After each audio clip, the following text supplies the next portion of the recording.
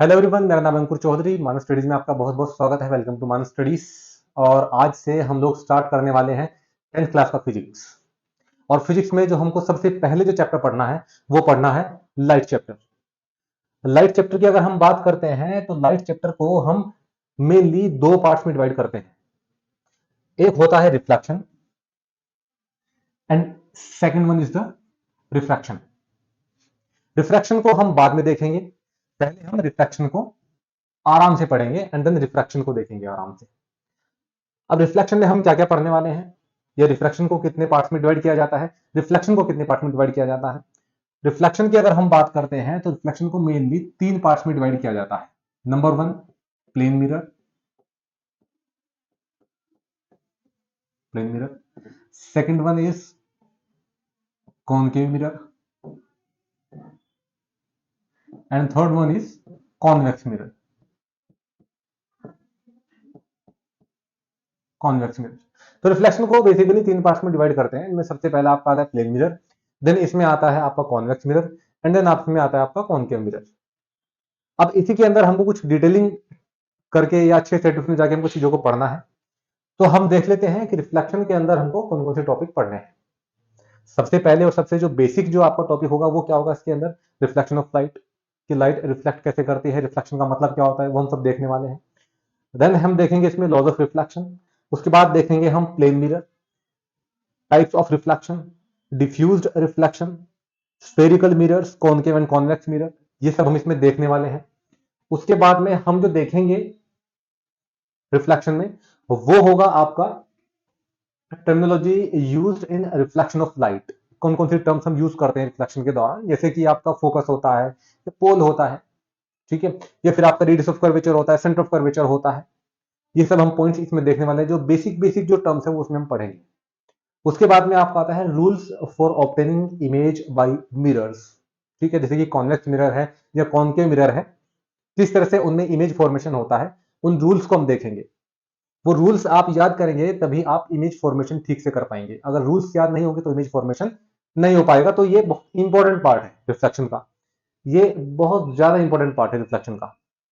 उसके बाद हम क्या देखेंगे, object and different type of images. जैसे कि आपकी रियल इमेज होती है, वर्चुअल इमेज होती है, रियल इमेज क्या होती है, वर्चुअल इमेज क्या होती है, कहां फॉर्म होती है, मिरर में कहां फॉर्म होती है, लेंस में कहां फॉर्म होती है। तो वो सब चीजें हम इसमें देखेंगे। उसके बाद आता है आपका देखो यही वर्चुअल एंड रियल इमेज। उसके बाद हम पढ़ेंगे साइन कन्वेंशन। कन्वेंशन का मतलब होता है परंपरा। तो जब मिरर की हम इमेज फॉर्मेशन पढ़ेंगे तो वहां पर हम ये देखेंगे कि क्या क्या परंपराएं या किन किन कन्वेंशन का हम बोलते हैं कि पालन करेंगे इमेज फॉर्मेशन के दौरान। उसके बाद हम देखेंगे magnification and application of mirror, क्योंकि कॉन्वेक्स, कॉनकेव या प्लेन मिरर का एप्लीकेशन अलग अलग जगह होता है। जैसे कि जनरली जो रियर व्यू मिरर होता है कार में, साइड में जो लगा होता है, जो पीछे का जो व्यू हमको देता है, वो कॉन्वेक्स मिरर होता है। वहां पर हम कॉन्वेक्स यूज क्यों करते हैं, कॉनकेव यूज क्यों नहीं करते हैं, या प्लेन मिरर यूज क्यों नहीं करते हैं, वो सब हम आपका देखेंगे। तो इनके एप्लीकेशन क्या होते हैं मिरर्स के, वो हम देखेंगे। तो रिफ्लेक्शन के पार्ट में केवल आपको इतना ही करना है, ठीक है। तो चलिए अब स्टार्ट करते हैं रिफ्लेक्शन। और रिफ्लेक्शन देखेंगे हम बाद में, जब रिफ्लेक्शन हमारा पूरे तरीके से कंप्लीट हो जाएगा, जब हम पीवाईक्यूज देख लेंगे आराम से, उसके बाद में हम चलेंगे रिफ्लेक्शन की तरफ। तो चलिए स्टार्ट करते हैं टॉपिक अपना पहला। चलिए भैया, चलिए इसमें आपका हम्म चलिए रिफ्लेक्शन ऑफ लाइट। हाँ, चलिए देखिए रिफ्लेक्शन ऑफ लाइट का मतलब समझ लेते हैं पहले। रिफ्लेक्शन ऑफ लाइट का मतलब क्या होता है, जब भी किसी ओपेक ऑब्जेक्ट से लाइट कोलाइड करती है, उससे टकराती है, तो टकराने के बाद में वो वापस उसी मीडियम में जाती है जिस मीडियम से वो आई थी, ठीक है। जैसे कि अगर मैं यहां पर बात करता हूं कुछ इस तरह से, यहां पर ये डायग्राम आप इसको देख सकते हैं। ये आपको कोई भी एक ओपेक ऑब्जेक्ट, इसको आप मिरर ले सकते हैं। अब इस मिरर के साथ में क्या होगा कि यहां पर ये जो टॉर्च है, ये इस टॉर्च से लाइट रे निकलती है और निकलने के बाद में क्या करती है, वो इस मिरर से टकराती है। अब टकराने के बाद में क्या होगा, क्या ये लाइट रे इस मिरर के आर पार चली जाएगी? नहीं, ऐसा नहीं होगा।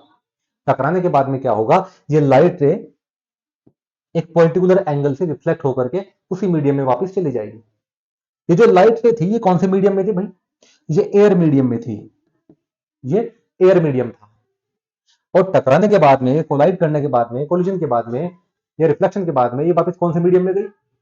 वापस एयर में गई। ठीक है कि नहीं है?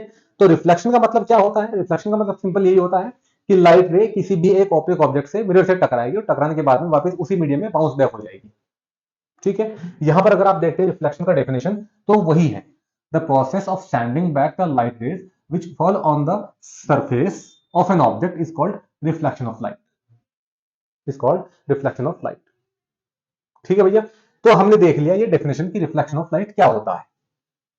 उसके बाद हम पढ़ेंगे इस पॉइंट को। इस पॉइंट में आपको सिंपल एक जानकारी दी गई, एक इंफॉर्मेशन आपको दिया गया है, और इंफॉर्मेशन में उसने ये बोला है कि जो आपका रिफ्लेक्शन जो होता है लाइट का, है ना, रिफ्लेक्शन जो आपका लाइट का मिरर जो होता है वो मिरर के केस में कैसे होता है। मिरर में ऐसा क्या होता है कि उससे लाइट रिफ्लेक्ट होकर के इमेज क्रिएट करता है, तो वही इसने बताया है। अब यहां पर इसने क्या बताया? इसने बताया है कि silver metal is one of the best reflectors of light. सबसे पहले इसने आपको बताया कि भाई जो सिल्वर जो होता है, सिल्वर मेटल जो होता है, वो एक बहुत ही बेहतरीन किस्म का क्या होता है? रिफ्लेक्टर होता है। अब इसने आगे क्या बताया? Ordinary mirrors are made by the depositing a thin layer of silver metal on the back side of a plain glass sheet. The silver layer is then protected by a coat of red paint. अब देखिए इसने इसमें क्या बताया? इसने इसमें यह बताया है कि भाई आपके घर में जो मिरर जो होते हैं ना, जिनमें आप शक्ल देखते हैं, उन मिरर के पीछे क्या किया जाता है? उससे पहले तो वो ग्लास ही होगा, मिरर तो बाद में बना होगा। जो ग्लास होता है उसके पीछे हम सिल्वर की कोटिंग करते हैं, सिल्वर मेटल की कोटिंग करते हैं। ठीक है, और सिल्वर कोटिंग के ऊपर हम क्या करते हैं? रेड पेंट कर देते हैं। सिल्वर की कोटिंग क्यों की जाती है? सिल्वर की कोटिंग इसलिए की जाती है क्योंकि जो सिल्वर होता है वो लाइट का बेस्ट रिफ्लेक्टर होता है, और सिल्वर के ऊपर हम रेड पेंट की कोटिंग करते हैं। वो उसको क्यों किया जाता है? उसको इसलिए किया जाता है क्योंकि इन द एंड जो सिल्वर है वो तो है तो मेटल ही, और मेटल क्या हो सकता है? कोरोड कर सकता है, उसमें कोरोजन हो सकता है, इरोड हो सकता है, उसके ऊपर स्क्रैच पड़ सकते हैं। तो वो जो स्क्रैच होते हैं, कोरोजन से बचने के लिए हम क्या करते हैं? इसके ऊपर रेड पेंट कर देते हैं।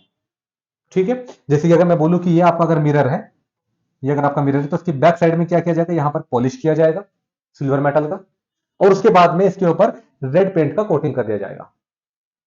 ठीक है, तो इस तरह से आपका मिरर बनकर तैयार होता है। अब ये क्वेश्चन कई बार पूछा जाता है एग्जाम में कि जो सिंपल जो प्लेन मिरर्स होते हैं या फिर जो आपके रिफ्लेक्टर जो मिरर्स होते हैं, उन मिरर्स के ऊपर हम रेड पेंट क्यों करते हैं या सिल्वर की कोटिंग क्यों करते हैं? उसकी वजह क्या है? उसका लॉजिक ये रहा। ठीक है, चलिए अब जरा आगे की तरफ हम लोग बढ़ते हैं।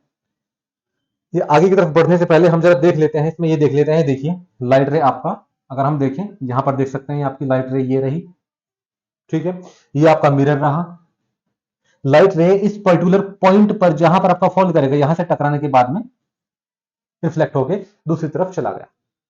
ठीक है, तो हमने देख लिया है कि प्लेन मिरर आपका क्या होता है, सिल्वर मेटल की कोटिंग इसके ऊपर क्यों की जाती है, रेड पेंट की कोटिंग इसके ऊपर क्यों की जाती है, रिफ्लेक्शन क्या होता है, दो डायग्राम हमने समझ लिए हैं। अब थोड़ा आगे बढ़ते हैं, अब थोड़ा चलते हैं आगे। चलिए भैया, यहां पर आप देख सकते हैं रिफ्लेक्शन को और अच्छे से देख सकते हैं। जैसे कि आपका ये एक इंस्ट्रूमेंट है जिससे लाइट हमने जनरेट किया है, ये आपका लाइट रे गया, इसको हम क्या बोलेंगे? इंसिडेंट लाइट रे। और ये लाइट रे क्या होगा? इस पर्टिकुलर ऑब्जेक्ट से टकराने के बाद में इधर चला गया है। ठीक है कि नहीं है? और ये जो आपकी लाइट रे टकराने के बाद में यहां से जो गई है, इसको हम क्या बोलते हैं? रिफ्लेक्टेड लाइट रे बोलते हैं। अभी आएगा ये सब कुछ, अभी आगे आगे ये सब कुछ आएगा, हम इसको डिटेल में पढ़ेंगे अच्छे से। तो चलिए थोड़ा और आगे बढ़ते हैं भैया। ठीक है, reflection of light from the plane surfaces. अब हम ये देखने वाले हैं कि कोई भी आपकी जो प्लेन सरफेस होती है उससे लाइट रे किस तरह से रिफ्लेक्ट करती है, और उसमें जो बेसिक बेसिक जो टर्म्स है जरा उनको सीख लेते हैं कि क्या है। ठीक है, देखिए ये आपका क्या है? ये आपका प्लेन मिरर है। फिजिक्स में जो प्लेन मिरर जो हम बनाते हैं वो इसी तरह से बनाते हैं। प्लेन मिरर बनाने का तरीका यही होता है फिजिक्स में। ये जो बैक साइड में जो हमने जो डॉट्स लगाए हैं या लाइंस हमने खींची हैं, ये किसको शो करता है? ये शो करता है मिरर के बैक साइड को। मतलब आपने इधर सिल्वर की पॉलिशिंग की है, एजी सिल्वर का सिंबल होता है, सिल्वर की आपने क्या की है? इधर कोटिंग की है, और उसके ऊपर आपने क्या किया? रेड पेंट किया। मतलब आपका लाइट रे इधर से आएगा, इधर से आएगा लाइट रे। पीछे क्या है? कोटिंग है। लाइट रे इस कोटिंग से टकराएगा और वापस रिफ्लेक्ट होकर सेम मीडियम में चला जाएगा, बाउंस बैक हो जाएगा। तो चलिए जरा देखते हैं कि इसमें क्या किया गया है। यहां पर अगर आप देखेंगे तो ये क्या है, ये प्लेन मिरर है। ठीक है भैया, ये आपका प्लेन मिरर है। अब इस केस में क्या हुआ है कि ये लाइट रे यहां से आई। अच्छा, लाइट रे आई कहां से होगी? भाई सिंपल सी बात है, लाइट के सोर्स हमारे पास में अवेलेबल होते हैं। आपके घर में लाइट है, आपके घर में टॉर्च है, सन लाइट है, तो लाइट के सोर्स हमारे पास में बहुत सारे हैं। तो लाइट रे कहीं से भी आई, उससे क्या फर्क पड़ता है? लाइट रे बहुत सारे सोर्स होंगे, वहां से लाइट रे आई होगी। तो लाइट रे आई, इस पर्टिकुलर पॉइंट पर टकराई और टकराने के बाद में रिफ्लेक्ट हो गई। लाइट रे जो सोर्स से निकलती है उसको हम क्या कहते हैं? Incident ray. इस पर्टिकुलर पॉइंट से कोलाइड करने के बाद में लाइट रे जब इधर की तरफ जाती है तो इस लाइट रे को हम क्या कहेंगे? रिफ्लेक्टेड लाइट रे। ठीक है, जिस पर्टिकुलर पॉइंट पे ये टकराई थी, कोलाइड की थी, उस पर्टिकुलर पॉइंट को हम क्या बोलते हैं? उसको बोलते हैं हम पॉइंट ऑफ इंसिडेंस। इसको कहा जाता है point of incidence. Point of incident. ठीक है, पॉइंट ऑफ इंसिडेंस पे आपकी लाइट टकराएगी और रिफ्लेक्टेड रे के रूप में उधर से निकल जाएगी। अब सवाल उठता है कि भाई ये क्या है, जरा इसकी बात देख लेते हैं, ये क्या है? इसको कहते हैं हम नॉर्मल। नॉर्मल का मतलब क्या है? नॉर्मल का मतलब होता है 90 डिग्री का angle, the angle of 90 degree. ठीक है, तो यहां पर ये है क्यों भाई? अब जरा समझते हैं इस चीज को। देखिए, जब भी आप कोई इमेज ड्रॉ करते हैं, जब भी आप रिफ्लेक्शन को शो करते हैं, तो दरअसल कुछ इस तरह से किया जाता है कि ये आपका मिरर है। ठीक है, लाइट रे आपका यहां से आएगा इस तरह से, जिस पर्टिकुलर पॉइंट पर आपका लाइट रे टकराएगा उसको बोलते हैं हम पॉइंट ऑफ इंसिडेंट। जिस पर्टिकुलर पॉइंट पे लाइट रे टकराता है, कोलाइड करता है, उस पर्टिकुलर पॉइंट पर हम तभी क्या कर लेंगे? नॉर्मल ड्रॉ कर लेंगे। उसके बाद हम ये एंगल मेजर कर लेंगे, ये एंगल। इस रे को बोलते क्या है? Incident ray. इंसिडेंट रे और नॉर्मल के बीच के एंगल को मेजर कर लेंगे, इसको बोलेंगे आई, यानी कि एंगल ऑफ इंसिडेंस। ठीक है, उसके बाद में ये लाइट रे इस पर्टिकुलर पॉइंट पे टकरा करके इधर निकल जाएगा, इसको बोलते हैं हम क्या? रिफ्लेक्टेड लाइट रे। और नॉर्मल से ही ये एंगल हम फर्दर आपका मेजर करेंगे और इसको बोल देंगे हम क्या? Angle of reflection. ठीक है, तो मुझे लगता है कि ये चीज आपको क्लियर हो गई होगी। यहां पर इसने बताया भी है कि ये क्या है आपका? एंगल आई है। ये क्या है? एंगल आर है। एंगल आर का मतलब क्या है? Angle of reflection. इसका मतलब क्या है? Angle of incidence. होता किन किन के बीच में है? एंगल ऑफ आपका इंसिडेंस होता है नॉर्मल और इंसिडेंट लाइट रे के बीच में। एंगल ऑफ रिफ्लेक्शन किसके बीच में होता है? रिफ्लेक्टेड रे एंड नॉर्मल के बीच में। ठीक है, जो भी डाउट होगा इसमें और आगे की तरफ क्लियर होते जाएंगे चीजें, तो आगे की तरफ बढ़ते हैं। चलिए, अब आते हैं एक इंपॉर्टेंट टॉपिक की तरफ, और ये है आपका लॉज ऑफ रिफ्लेक्शन। ठीक है, क्योंकि पूरा जो रिफ्लेक्शन है वो इन्हीं दो लॉज पे टिका हुआ है। तो जरा देख लेते हैं ये लॉ आपका कहता क्या है। अगर आप लॉ ऑफ रिफ्लेक्शन की बात करते हैं तो इसमें आपके हम दो लॉ पढ़ते हैं, एक तो आपका होता है फर्स्ट लॉ और एक आपका होता है सेकंड लॉ। जरा पहले फर्स्ट लॉ हम देखते हैं कि फर्स्ट लॉ आपका क्या कहता है। जब आप फर्स्ट लॉ की बात करते हैं तो जो फर्स्ट लॉ है वो आपका क्या कहता है? फर्स्ट लॉ आपका बोलता है द इंसिडेंट रे, कौन incident ray, the reflected ray and the normal all lie in the same plane. ये बोलता है कि जो आपकी रिफ्लेक्टेड लाइट रे है, जो आपकी इंसिडेंट लाइट रे है, और जो आपका नॉर्मल है, वो सेम प्लेन में लाई करना चाहिए।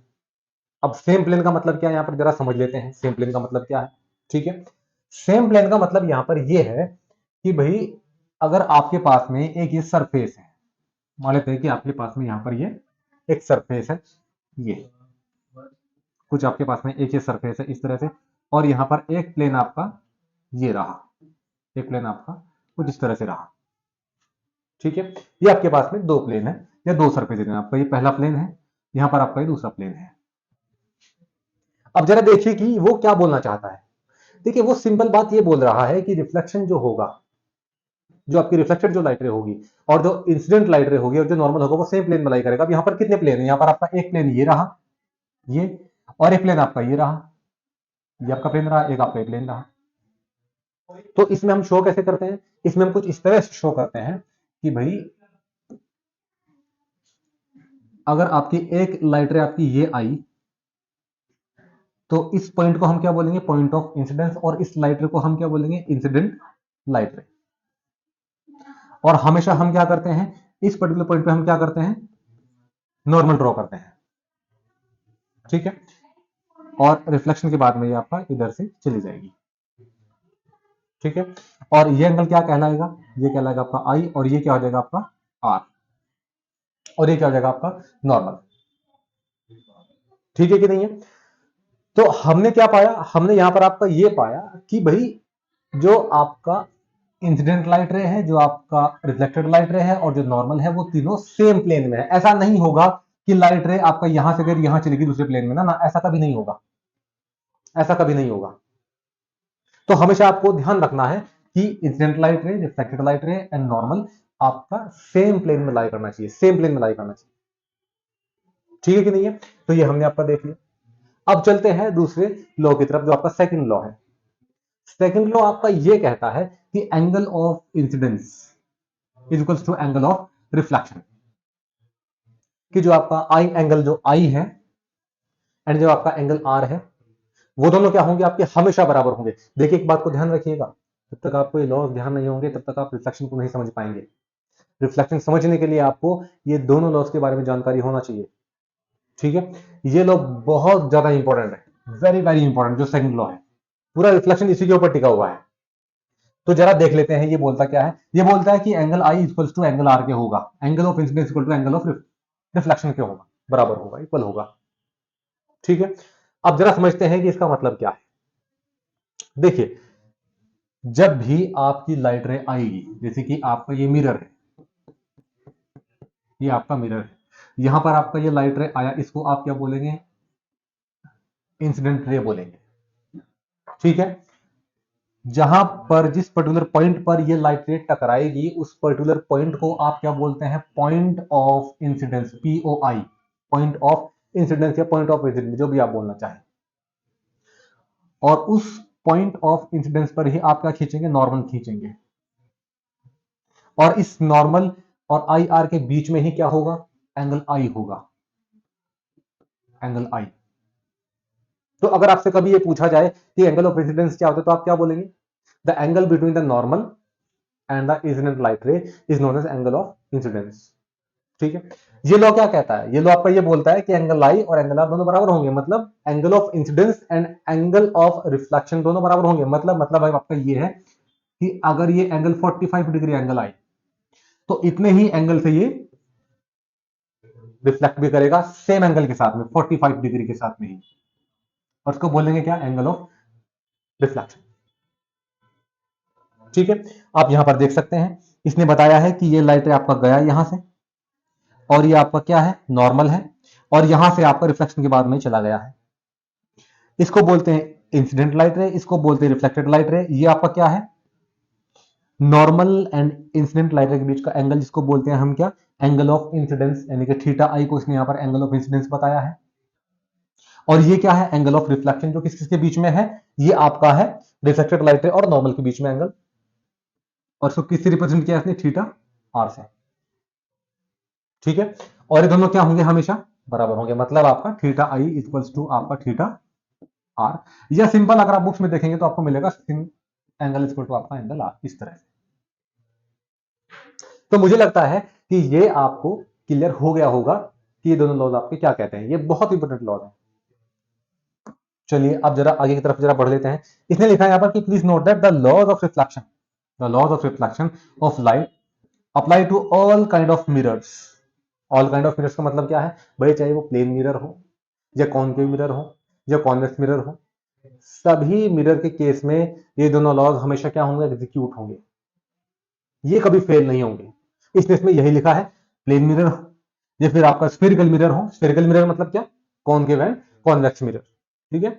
ये आपके तीनों ही केस में, तीनों मिरर के केस में ये लॉ हमेशा आपके वैलिड होंगे, डन है कि नहीं है। तो मुझे लगता है कि दोनों लॉ आपको क्लियर हो गए होंगे। तो चलिए अब